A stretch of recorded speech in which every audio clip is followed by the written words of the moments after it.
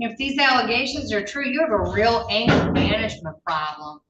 You're not to have any contact with him. You can't go to his house. I want to be clear, Mr. Rakowski. I will throw you in the Wayne County Jail, no problem. If you go near this house, if you go near this individual, if you call them, text them, email them, send them flowers, send a letter to the house, if you have any contact, if you comment about this case or this individual on social media, jail. You will have no contact of any kind. The only person who could potentially contact Mr. Lynn on your behalf is your attorney. Do you understand me? Yes, I understand, Your Honor. If you see him at a party or a grocery store, you must turn around. You must leave immediately. If he contacts you, do not reply. This is an order of the court. The person named as a victim in the case cannot change, alter, or amend this order in any way. They can't change it, only I can. If he contacts you for any reason and you accept that contact, you'll be in violation of this no contact order. And where will you go, Mr. Rakowski? County Jail. That's right, sir. You can't possess or have access to firearms or dangerous weapons. You can't consume alcohol or illegal drugs. You may be subject to testing on demand. Do not let me find out you violated this bond. Stand your And ground. we'll set it for a settlement conference, Mr. Kazicki? Yes, With Your the Honor. complaining witness to appear? Yes. All right, we'll see you at your next court date. Mr. Rakowski, Yes. was he arrested at the time of this offense? Did you go into custody? No, I was not.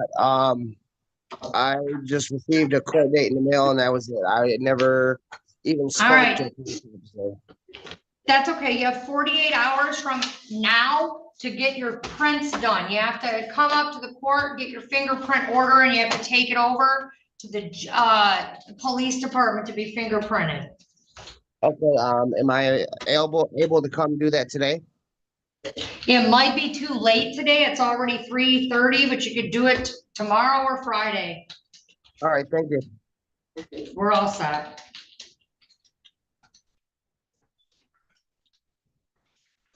All right, this is 251560 and 251559, the People versus Derek Belcher. Good afternoon, Your Honor. James Kazicki on behalf of Mr. Belcher.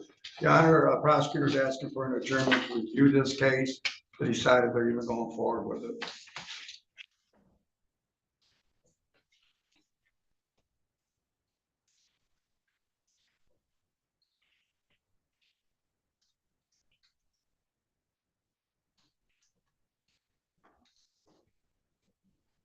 All right, so you understand that? Yes, ma'am. That's right. All right, so Mr. Belcher, what we'll do is, again, it's adjourned. I'm gonna allow you to come on Zoom next time if you have Zoom and you know how to use it. Yes, ma'am. If you don't know how to use it, don't just come in person, okay? Yes, ma'am. But given that there's a potential that this could be dismissed, I'm not gonna have you come in person. So I'm writing you can appear via Zoom. Thank you. And thanks for being patient today. We'll see you at your next court date. We'll mail you notice of that date in the mail. Thank you. Ma'am, I have a question. Did you have another Shackelford? Used to be a judge here a while back. No, Salamone. South, okay. Yeah, Right. we have a lot of S's though. Okay. Sutherland, Slavin, Salamone, Shackelford. Maybe that's it. People Yeah. say the meeting started with a magistrate. That was the, okay, thank you. I'll Yeah. wait for the paperwork. Yep, have a good day. You too, thank you. Now you're getting into the seats. Yeah, now we're gonna, yeah, here we go.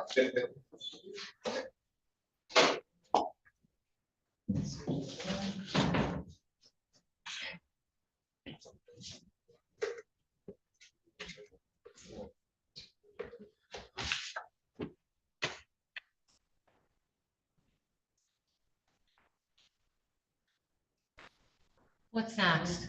Mr. Ott? I don't know, Mr. Kazicki's I got Mr. White. Mr. White's not here. Okay. So like, but Mr. White was here and you worked out a deal for him, or it looks like there's a dismissal on and an adjournment on the cases. Right. Did you I instruct? talked to him, and we were going to dismiss the disorderly conduct do a settlement conference on the MDOP, and then he owes a ticket, defaulted ticket, $304, asking for $100 a month. All right, are you waiving his presence? Wait a second. All right, so here's what I'll do without him here. On the disorderly intox, that's being dismissed. I'll do the dismissal without him present. Since the prosecutor's dismissing it. So that one's done, but on the civil infraction, I'm just gonna set that and the other case for a settlement conference, and we'll just keep those two together, Mr. Okay. Gazicki. Cause he needs to, it looks like he was arraigned out county maybe, or just had to post, so he's still not. But all right, I'll just make a note. And we'll set it for a settlement I conference. have 2 other files with the prosecutor right now, find out what they're doing. Okay. It is so warm in here. It is What's the very warm temperature in today. here? Pardon? What's the temperature? 75. Oh my gosh, it's so warm. Okay, give me 1 second.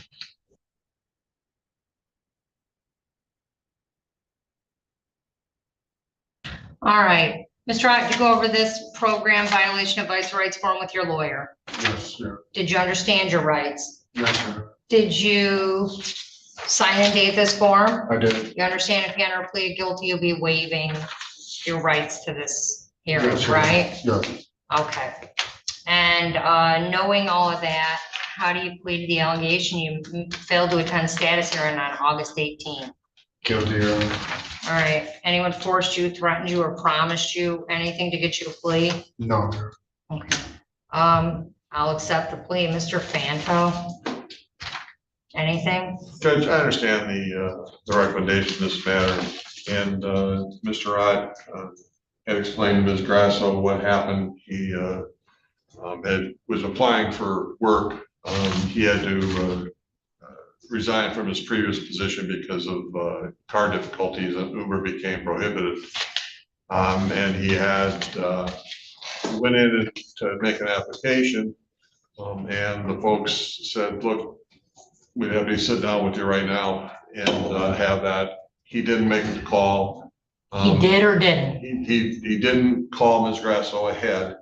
As soon as he got out of the interview, he saw that she did reach out to him. As my understanding, he reached out back to her, where they talked right away. Is that fair?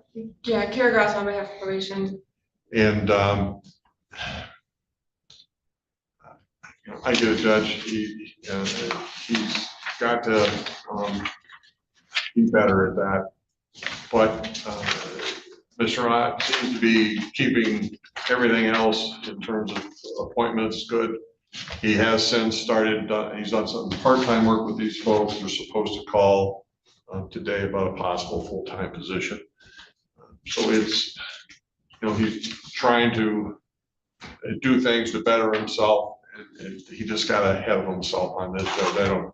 I certainly don't think it was, I'm just not coming to status hearing. I think he just got ahead of himself. And that was the reason. Yeah, the problem is it's the same thing over and over.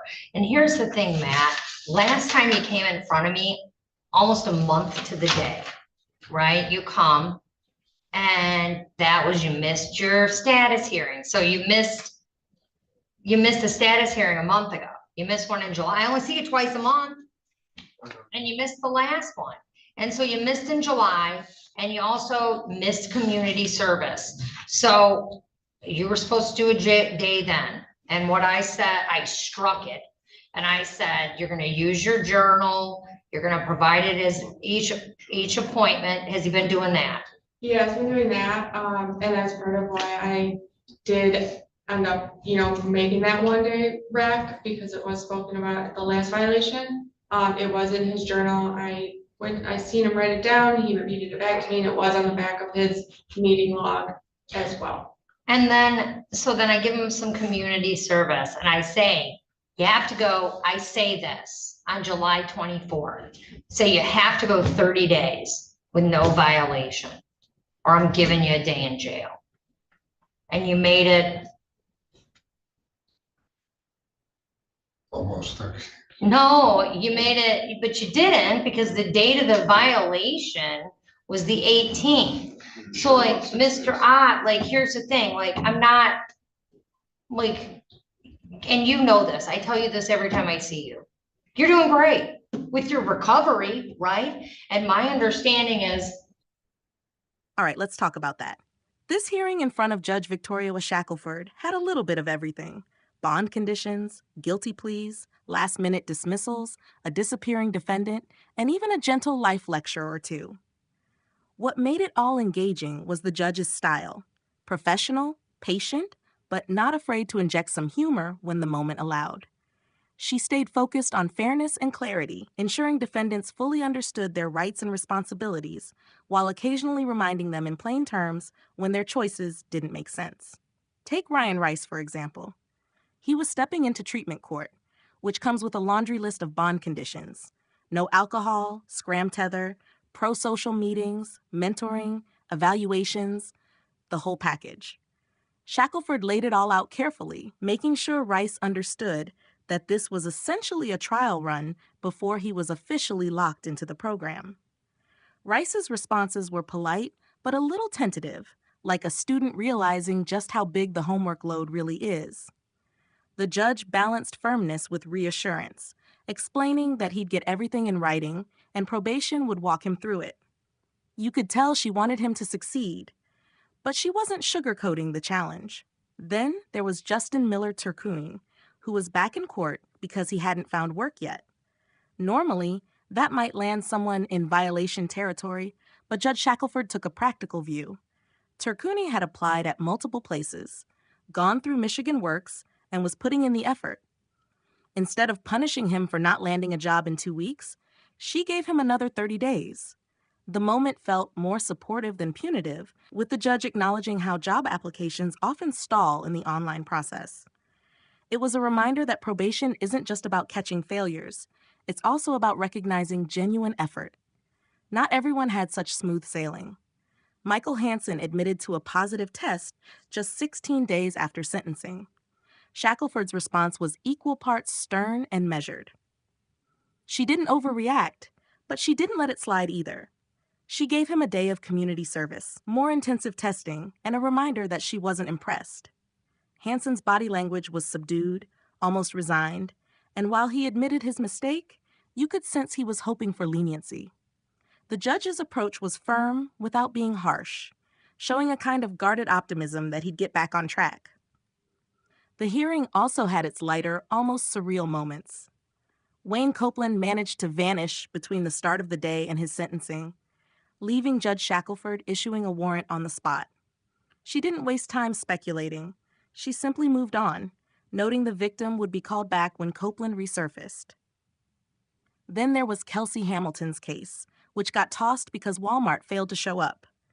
Shackelford deadpanned her way through the dismissal, joking about how shocking it was that Walmart didn't appear, a little levity that landed well. And with Montel and LaShanda Franklin, she laid down no-contact orders while also cautioning against cooking eggs in their underwear if they appeared via Zoom. It was a humorous nudge reminding everyone that remote court still has rules of decorum. The overall atmosphere was steady and efficient, but Shackelford's personal style kept it human. Whether she was scolding a repeat shoplifter by bluntly calling her a thief or encouraging a young defendant to pursue school instead of drifting further down a risky path, she struck a balance between accountability and guidance. The attorneys, for their part, were largely prepared and professional, though a few cases showed the usual wrinkles of late discovery and procedural delays.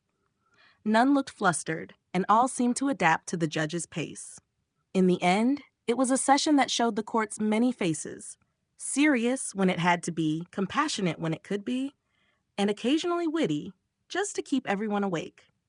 Judge Shackelford's blend of structure and pragmatism kept the docket moving while also reminding each defendant that these hearings aren't just boxes to check. They're opportunities to course correct. If you found this hearing insightful, consider subscribing, hitting the bell, and letting me know your thoughts in the comments below. I read every one.